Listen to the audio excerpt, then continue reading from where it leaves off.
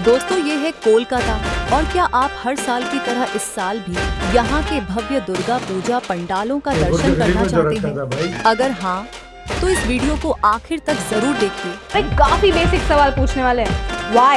Why do we do what we do? ये समझने की कोशिश करने वाले हैं कि क्या हमारे ट्रेडिशंस सिर्फ ट्रेडिशंस है या उनका इस मॉडर्न दुनिया में कोई इम्पोर्टेंस। अगर ये इंडिया है। यहाँ बना है स्वामी नारायण अक्षरधाम मंदिर का रेप्लिका। भव्य गुंबद, सुनहरी सजावट और ऊंची ऊंची दीवारें इस पंडाल को एकदम असली मंदिर जैसा बना देती है। रात में जब चारों तरफ लाइट्स जगमगाती हैं, तो दूर से ही ऐसा लगता है जैसे कोई स्वर्ग का महल धरती पर उतर आया है। हमारे सीजनल चेंजेस को सेलिब्रेट करते हैं। Just like in autumn, a tree loses its leaves so that नए leaves आ सकते। वैसे ही हमारे बॉडी में भी चेंजेस होते हैं। हमारे यहाँ वीकेंड का कॉन्सेप्ट ही नहीं होता था, तो ये तो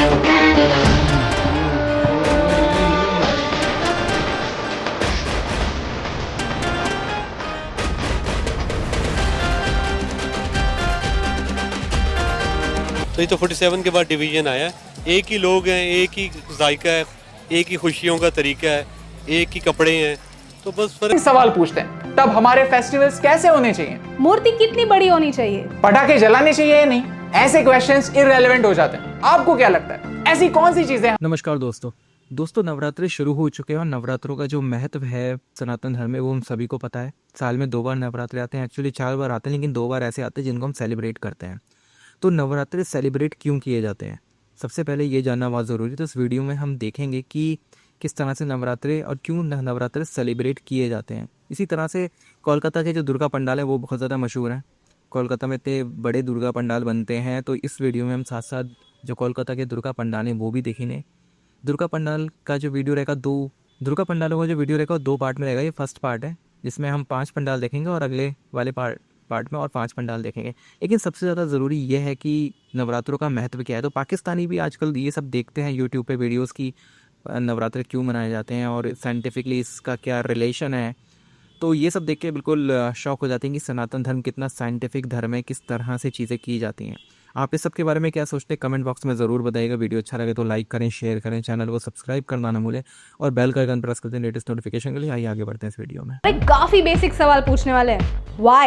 Why do we do what we do? ये समझने की कोशिश करने वाले हैं कि क्या हमारे ट्रेडिशंस सिर्फ ट्रेडिशंस है या उनका इस मॉडर्न दुनिया में कोई इंपॉर्टेंस है। अगर आपको लगता है that what we are saying makes sense, तो इस वीडियो को शेयर करें। नंबर 1, हम नवरात्रि में फास्टिंग क्यों करते हैं? देवी को खुश करने के लिए। यस, लेकिन एक अनएक्सपेक्टेड देवी को। Okay, just listen to this theory really blew my mind. School में हमने साइंस में क्या सीखा, ये याद रहे या ना रहे, एक चीज कोई नहीं भूलता, mitochondria is the power house of our cell. In simple words, mitochondria हमारे खाने को एनर्जी में कन्वर्ट करता है। But did you know that हमारा माइटोकॉन्ड्रियल डीएनए सिर्फ हमारी मदर से आता है? यस, यानी जो चीज हमें पावर देती है, लिटरली शक्ति देती है, वो डायरेक्टली हमारे माँ के वंश से हमें कनेक्ट करती है। कोई भी इसका एग्जैक्ट रीजन नहीं जानता कि क्यों और कैसे ये डीएनए सिर्फ मदर्स के ही साइड से आता है। Devi represents an omnipresent cosmic energy. Durga माँ को हम सबकी कॉस्मिक माँ कहते हैं। Who knows?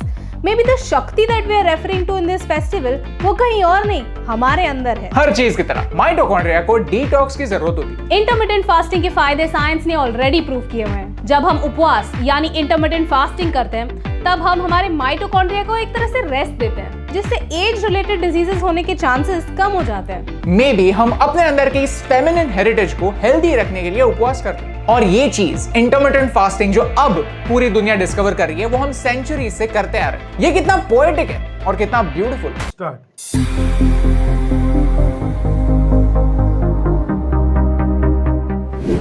दोस्तों ये है कोलकाता और क्या आप हर साल की तरह इस साल भी यहाँ के भव्य दुर्गा पूजा पंडालों का दर्शन करना चाहते हैं? अगर हाँ तो इस वीडियो को आखिर तक जरूर देखिए, क्योंकि आज हम आपको दिखाएंगे कोलकाता में बने 2025 के टॉप 10 सबसे शानदार पंडाल और उनके थीम। हर पंडाल अपने आप में एक कहानी है, कहीं आस्था की, कहीं बलिदान की, कहीं भविष्य की चिंता की, तो कहीं इतिहास और संस्कृति की। तो चलिए शुरू करते हैं हमारी गिनती नंबर 10 से। तो हमारी लिस्ट में नंबर 10 पर है तेलंगाबागन दुर्गोत्सव। इनका साल का थीम है सूतप्रात, जिस वजह से पूरा पंडाल धागों और कपड़ों से सजाया गया है। जैसे जैसे आप अंदर जाते हैं आपको हर तरफ रंग बिरंगे धागों का जाल नजर आता है जो इंसान और समाज को जोड़ने का प्रतीक है। यह पंडाल हमें यह एहसास कराता है कि अगर इंसान आपस में जुड़े रहे तो हर मुश्किल आसान हो सकती है। रात की रोशनी में जब ये धागे चमकते हैं तो पंडाल किसी सपनों की दुनिया जैसा लगता है। यह पंडाल कोलकाता के मणिकतला इलाके में स्थित है। नंबर 9 पर है नालिन सरकार स्ट्रीट। यहाँ का थीम है रूपांतरण। इस पंडाल में प्रवेश करते ही आपको माता रानी के अलग अलग रूपों और बदलावों की झलक मिलेगी। कहीं इंसानी जिंदगी के पड़ाव दिखाए गए हैं तो कहीं समाज में आए बदलाव को कलात्मक रूप दिया गया है। पंडाल की सजावट, मूर्ति की भव्यता और लाइटिंग सब मिलकर ये संदेश देते हैं कि बदलाव ही जीवन की सच्चाई है। तथा लोकेशन की बात करें तो यह पंडाल कोलकाता के सिंथी क्षेत्र में स्थित है। नंबर 8 पर है सुरुचि संघा।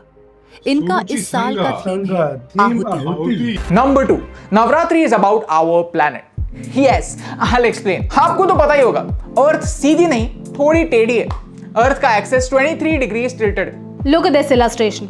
इस 23 डिग्री टिल्ट की वजह से अर्थ तक आने वाले सनरे साल के कुछ टाइम के लिए थोड़े सीधे होते हैं और कुछ टाइम के लिए थोड़े टेढ़े। इस टिल्ट की वजह से हमें अलग अलग सीजन्स मिलते हैं। हमारे कल्चर के काफी सारे फेस्टिवल्स हमारे सीजनल चेंजेस को सेलिब्रेट करते हैं। Just like in autumn a tree loses it's leaves so that नए लीव्स आ सके, वैसे ही हमारे बॉडी में भी चेंजेस होते हैं। हमारे यहाँ वीकेंड का कॉन्सेप्ट ही नहीं होता था, तो ये फेस्टिवल्स एक ऐसे टाइम हुआ करते थे जहाँ पे लोग अपने काम से ब्रेक लेकर अपने लाइफस्टाइल को एडजस्ट कर सकते थे। सितंबर अक्टूबर के बाद दिन छोटे और रात लंबी होने लगती है और अकॉर्डिंगली हमें हमारे स्लीप साइकिल में भी चेंजेस करने पड़ते हैं। नवरात्रि के 9 दिन इन चेंजेस का एक रिमाइंडर है and that's why Navratri is so beautiful.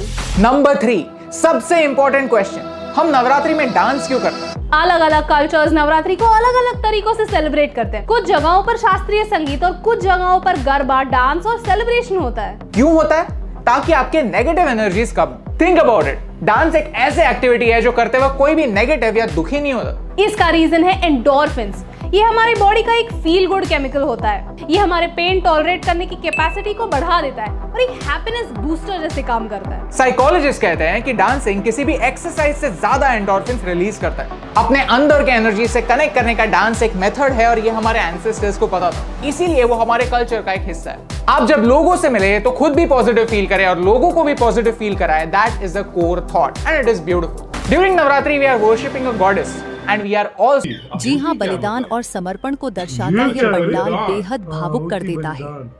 यहाँ की मूर्तियों और सजावट को देखकर ऐसा लगता है कि माँ दुर्गा हर डिवोटी से कह रही हूँ कि त्याग ही सबसे बड़ी पूजा है। रात की भीड़ में जब हजारों लोग यहाँ आते हैं और माँ के सामने दीप जलाते हैं तो माहौल इतना पवित्र हो जाता है कि हर किसी का भी मन श्रद्धा से भर जाता है। यह पंडाल कोलकाता के न्यू अलीपुर इलाके में स्थित है। नंबर 7 पर है कॉलेज स्क्वायर। यह पंडाल कंबोडिया के अंगकोर वॉट मंदिर का रेप्लिका है। झील के बीचों बीच बना यह भव्य पंडाल रात में जब रोशनी से जगमगाता है तो उसकी परछाई पानी में देखकर लगता है मानो आप सचमुच कंबोडिया पहुंच गए। यहाँ की खासियत है कि पंडाल के सामने बैठकर आप पूरा रिफ्लेक्शन देख सकते हैं, अथवा यहाँ भीड़ इतनी होती है कि कदम रखने की जगह नहीं रहती, लेकिन हर कोई यहाँ रुककर इस खूबसूरत दृश्य का आनंद जरूर लेता है। वहीं यह पंडाल कोलकाता के कॉलेज स्ट्रीट इलाके में स्थित है। नंबर 6 पर है ताला प्रट्टोय। इनका थीम है बीजगणित यानी अलजेब्रा पर आधारित है। सोचिए, गणित के सिंबल्स और फॉर्मूलाज को अगर कला में बदल दिया जाए तो कैसा लगेगा। यही चीज यहाँ देखने को मिलती है। बड़े बड़े नंबर्स, इक्वेशंस और जियोमेट्रिकल पैटर्न्स पूरे पंडाल में सजाए गए हैं जो सबको हैरान कर देते हैं। अथवा यह पंडाल कोलकाता के तलतला इलाके में स्थित है। नंबर 5 पर है श्रीभूमि स्पोर्टिंग क्लब।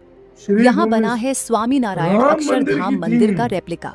भव्य गुंबद, सुनहरी सजावट और ऊंची ऊंची दीवारें इस पंडाल को एकदम असली मंदिर जैसा बना देती हैं।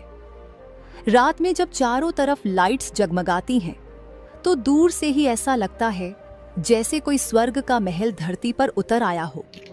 हर साल की तरह इस बार भी सिरी भूमि लाखों भक्तों को अपनी ओर खींच रहा है तथा सिरी यह भूमि पंडाल आ रहा है, कोलकाता के लेक टाउन मंदिर के उसके वीआईपी भी बना रोड है। के पास स्थित है। सो एक्नॉलेजिंग चेंज। हम हमारे बॉडी के अंदर की शक्ति को, टेक्निकली स्पीकिंग माइटोकॉन्ड्रिया को, हमारे डाइट को कंट्रोल करके हेल्दी रखते हैं और हमारे आसपास होने वाली सारी नेगेटिव चीजों से डिटॉक्स लेते हैं। ये कितना सिंपल है, और सिंपल चीजें नेचुरली ब्यूटीफुल होती हैं। सच में जब हम चीजों को सिंप्लीफाई करते हैं तो ऐसा लगता है कि साइंस और कल्चर दोनों एक साथ एक ही पंडल में रह सकते हैं। बचपन से हमें सिखाया गया है डोंट आस्क व्हाई, क्योंकि बड़ों के पास बच्चों के कुछ सवालों के जवाब नहीं होते। इस एटीट्यूड की वजह से सवाल कम नहीं होते, कंफ्यूजन बढ़ता है, और इसी एटीट्यूड की वजह से हम हमारे पुराने नॉलेज से डिस्कनेक्ट हो रहे हैं, ट्रेडिशंस को उनका एसेंस समझे बगैर ही फॉलो कर रहे हैं। हमें इस एटीट्यूड को बदलने की जरूरत है। जब हम रेलेवेंट सवाल पूछते हैं तब हमारे फेस्टिवल्स कैसे होने चाहिए, मूर्ति कितनी बड़ी होनी चाहिए, पटाखे जलाने चाहिए या नहीं, ऐसे क्वेश्चंस इररेलेवेंट हो जाते हैं। आपको क्या लगता है, ऐसी कौन सी चीजें हमारे कल्चर में जो आपको कंफ्यूज करती हैं? Tell us in the comments below.